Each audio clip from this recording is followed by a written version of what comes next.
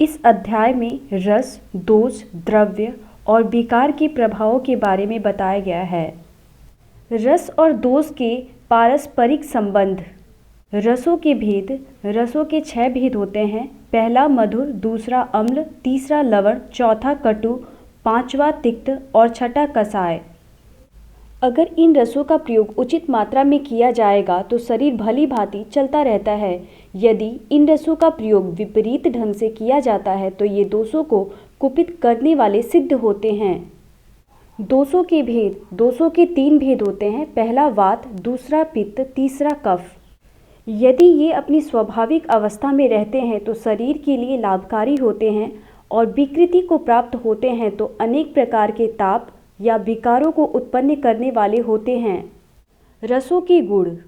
इनमें 3 रस एक दोष को उत्पन्न अर्थात प्रकुपित करते हैं और 3 ही रस एक दोष को शांत करते हैं। जैसे वात को कटु, तिक्त और कसाय उत्पन्न अर्थात प्रकुपित करते हैं और शांत मधुर, अम्ल और लवण रस करते हैं।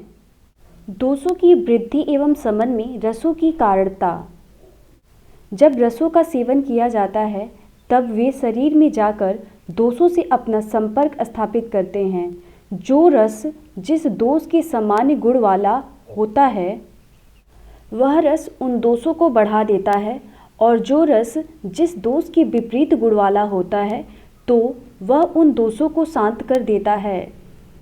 इन रस और दोषों का विकल्प विस्तार अर्थात परस्पर मिलित होने पर तरतम के योग से इनकी संख्या अगणित हो जाती है, क्योंकि विकल्प के भेद परिसंख्येय होते हैं।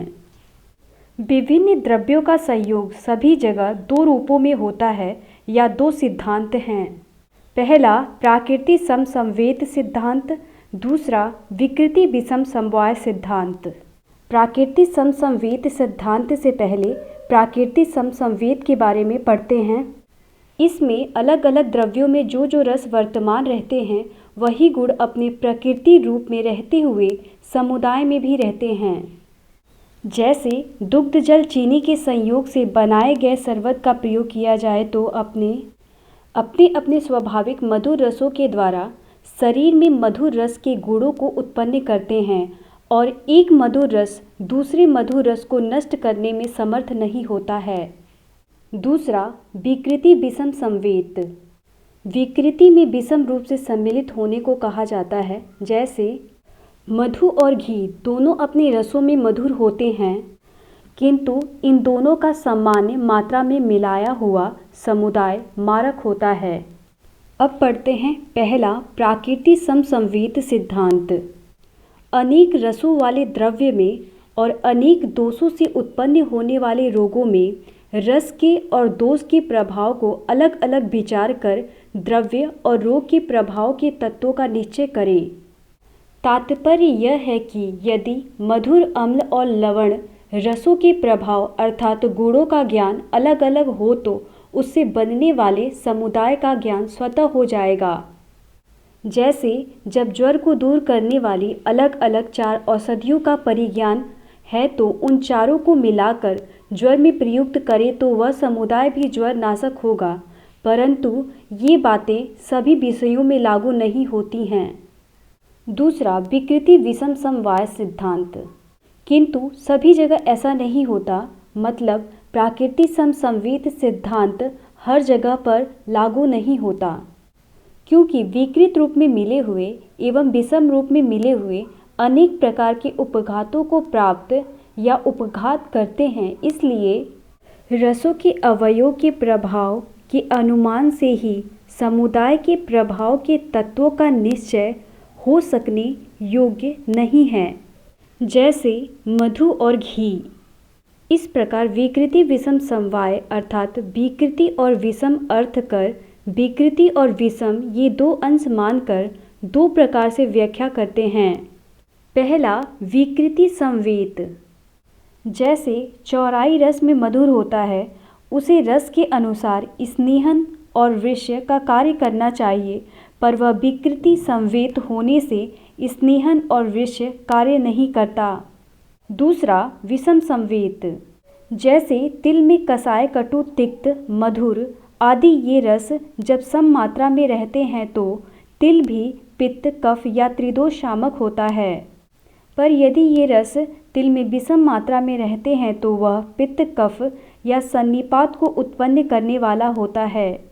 नोट्स: रस वे ही हैं पर उनका संयोग विभिन्न रूप से होता है, तो वे ही कहीं दोषों के सामक और कहीं प्रकोपित करने वाले बन जाते हैं। इस प्रकार की विषमता को विषम संवेद कहते हैं।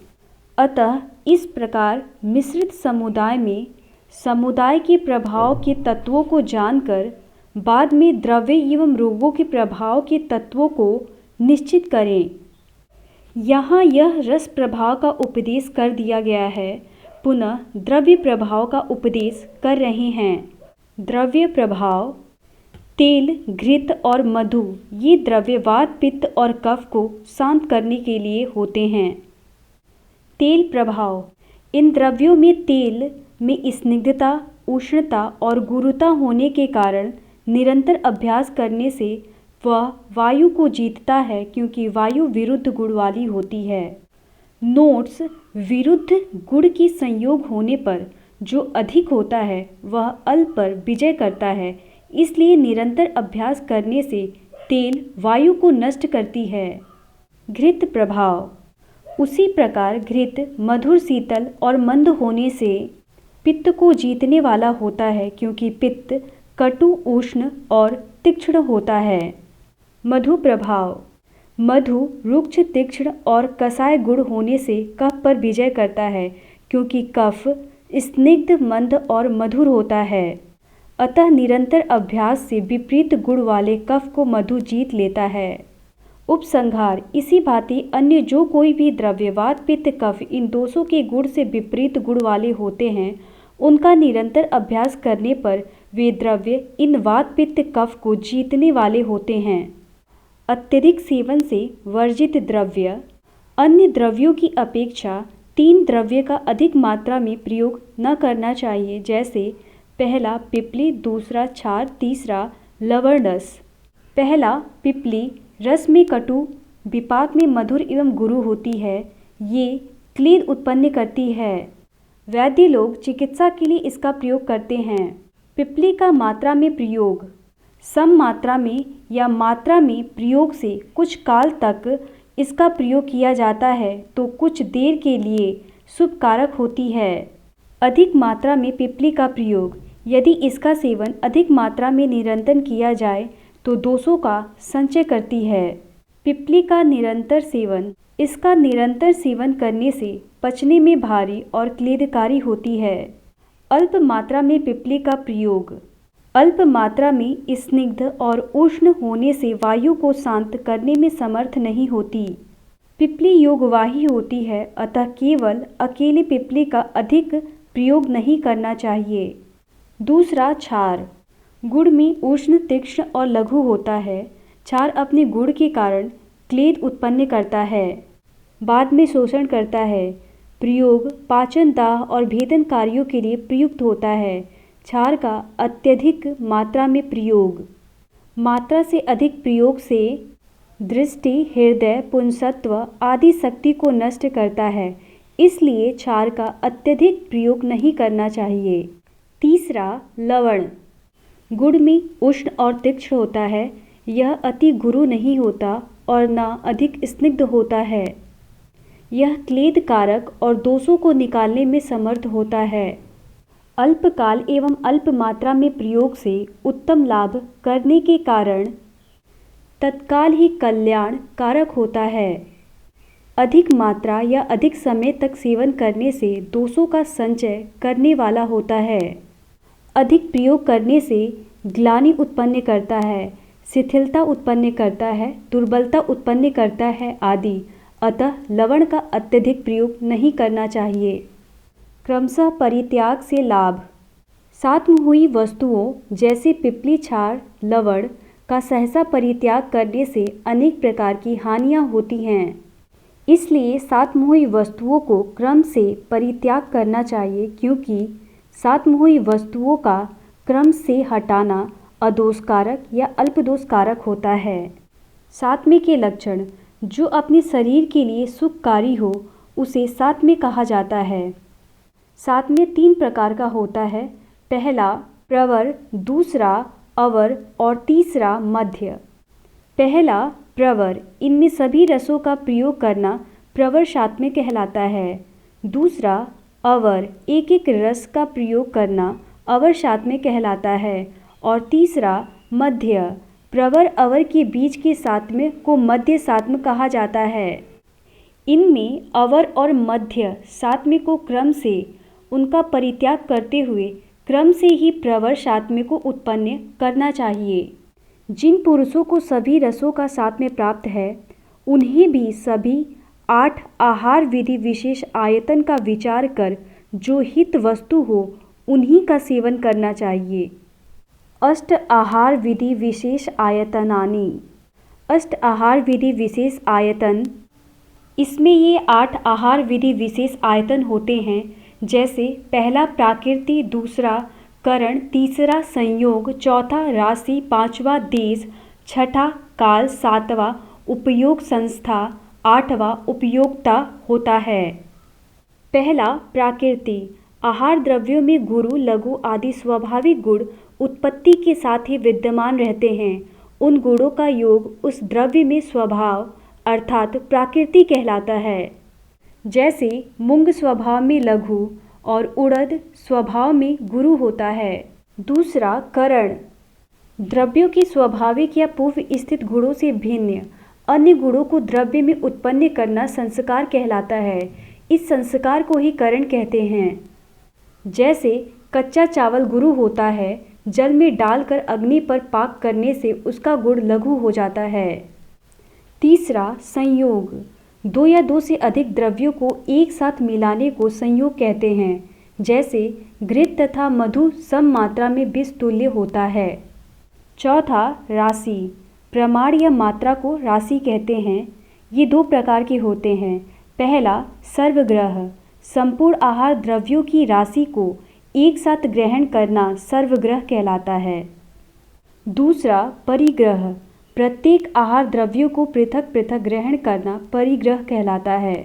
पांचवा देश, देश पुनः स्थान को कहते हैं। द्रव्यों की उत्पत्ति और उसका प्रचार देश में सात्व्य को बतलाने वाला होता है। छठा काल, काल 2 प्रकार का होता है। पहला आवस्थिक, आवस्थिक काल की अपेक्षा करता है। जैसे नव ज्वर में दुग्ध हानिकारक होता है परंतु जीर्ण ज्वर में लाभदायक होता है। दूसरा नित्यग काल, नित्यग काल ऋतु सात्म्य का अपेक्षा करता है। जिस ऋतु में पुरुष के लिए जो द्रव्य सात्म्य है वही हितकर है। सातवां उपयोग संस्था, उपयोग नियम को कहते हैं। पहले खाए हुए आहार के पच जाने पर भोजन करने पर आयु की वृद्धि होती है अथवा अजीर्ण पर किया गया भोजन त्रिदोष को बढ़ाता है। आठवां उपयोगिता, कभी कभी या लगातार आहार विशेष के सेवन करते रहने से वह आहार सात्म्य हो जाता है, इसको ही उपयोगिता कहते हैं। अब आहार विधि विधान के बारे में बताया गया है। आहार विधि का विधान समय पर स्वभाव से ही हिततम आहार करने वाले स्वस्थ व्यक्तियों के लिए और कई रोगी व्यक्तियों के लिए भी है। आहार विधि विधान उष्ण, स्निग्ध, मात्रापूर्वक आदि का विचार कर आहार द्रव्य में मन लगाकर भोजन करना चाहिए। पहला उष्ण आहार से लाभ, गर्म भोजन करने पर उदर की अग्नि तीव्र होती है, शीघ्र ही भोजन पच जाता है, वायु का अनुलोमन होता है, कफ का शोषण हो जाता है, इसलिए गर्म भोजन करना चाहिए। दूसरा स्निग्ध आहार से लाभ, अदीप्त उदर की अग्नि को तीव्र करता है, इंद्रियों को दृढ़ करता है, बल को बढ़ाता है आदि। तीसरा मात्रापूर्वक आहार से लाभ, मात्रापूर्वक खाया हुआ भोजन वात पित्त कफ को पीड़ित न करते हुए पूर्ण रूप से आयु को ही बढ़ाता है, गुर्दा तक आसानी से पहुंच जाता है, अग्नि को नष्ट नहीं करता है आदि। चौथा आहार जीर्ण होने पर भोजन करने से लाभ, पच जाने पर खाना चाहिए क्योंकि अजीर्ण में भोजन करने वाले का खाया हुआ आहार समूह पहले आहार के न पचे हुए रस को बाद के आहार के रस के साथ मिश्रित करते हुए सभी दोषों को शीघ्र प्रकोपित करता है, इसलिए आहार के पच जाने पर खाना चाहिए। 5वां, अविरुद्ध वीर्य वाले आहार से लाभ। वीर्य में विरुद्ध नहीं है, ऐसे आहार का सेवन करने से वीर्य विरुद्ध आहार से जो रोग उत्पन्न होता है वे नहीं होते हैं, इसलिए वीर्य के अविरुद्ध भोजन करना चाहिए। 6ठा, इष्ट देश में आहार से लाभ। मन के अनुकूल स्थान पर भोजन करने से अप्रिय स्थान में मन को अभिघात करने वाले भावों के द्वारा होने वाले मानसिक विकार प्राप्त नहीं होते हैं। इसी प्रकार मन के अनुकूल सभी भोजन की सामग्रियों के होने पर मन में विकार प्राप्त नहीं होते हैं। 7वां, अति द्रुत भोजन से हानि। अति शीघ्रता से भोजन नहीं करना चाहिए, क्योंकि बहुत जल्दी भोजन करने वाले व्यक्तियों का आहार उन्मार्ग में चला जाता है। 8वां, अति विलंबित आहार से हानि। भोजन अधिक धीरे धीरे नहीं करना चाहिए, क्योंकि अधिक देर तक भोजन करने से तृप्ति नहीं हो पाती, आहार अधिक मात्रा में हो जाता है, आहार द्रव्य शीतल हो जाता है। 9वां, तन्मना आहार लेने से लाभ। बातचीत करते हुए, हंसते हुए या अनमनस्क होकर भोजन करने से वे ही दोष होते हैं जो दोष अति शीघ्रतापूर्वक भोजन करने से होते हैं। इसलिए न बात करते हुए और न हंसते हुए और भोजन करने में मन लगाकर भोजन करना चाहिए। 10वां, आत्मा शक्ति के अनुसार आहार लेने से लाभ। अपनी आत्मा को भली प्रकार समझकर भोजन करना चाहिए।